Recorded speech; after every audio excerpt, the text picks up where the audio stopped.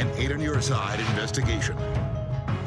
Kids forced off a flight and left stranded. 2 boys yanked out of their seats without any warning and left by themselves in an airport. Now, this is a situation that would leave any parent fuming. The boys were strapped in. They were ready for takeoff when a flight crew just forces them off the plane like criminals. And the worst part, it all happened without an adult family member in sight. Investigative reporter Mark Douglas joins us now. Mark, and I have kids that age. It's a nightmare. Well, you're going to want to pay attention to this. This incident unfolded at the Tallahassee airport, even as their parents were driving to Tampa International to pick them up. Now, the parents' panic started with a phone call. My youngest one called me on his cell phone in tears. Dad, we've been kicked off the plane. Ken Metcalf was crossing the Howard Franklin on his way to TIA when he found out his sons were not arriving on the next Silver Airways flight from Tallahassee. I was just like, oh, no. And then Holden was like, what? And I was like, just go off the plane. We're fine.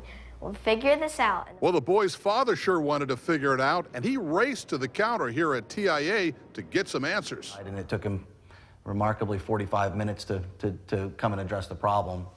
At that point, the flight had already left. The trouble is, so had Grandma. See, my mother-in-law had come back to the airport to collect them, and we started to try to find out why.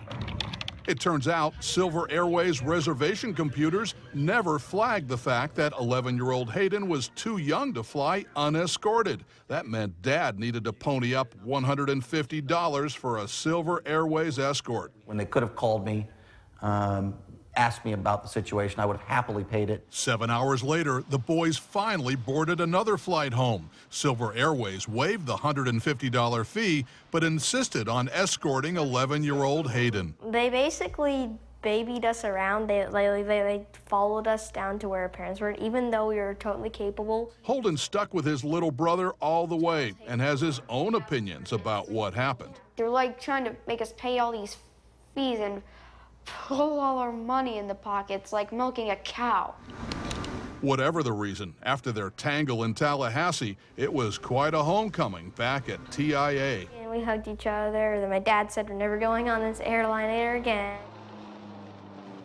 Well, that's a long time. We tried time and again to reach Silver Airways. Now, the media hotline is out of order. No one answers the phone, and no one responded to our emails either. But a guest services rep did tell me that the whole thing was handled poorly.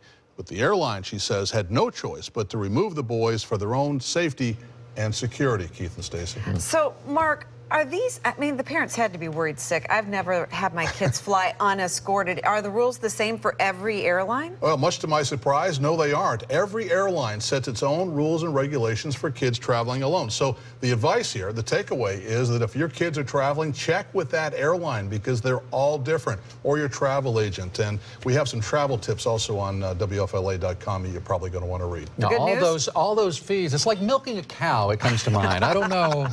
Clever kid. $150 each way. Yeah, it is steep. Thank you, Mark.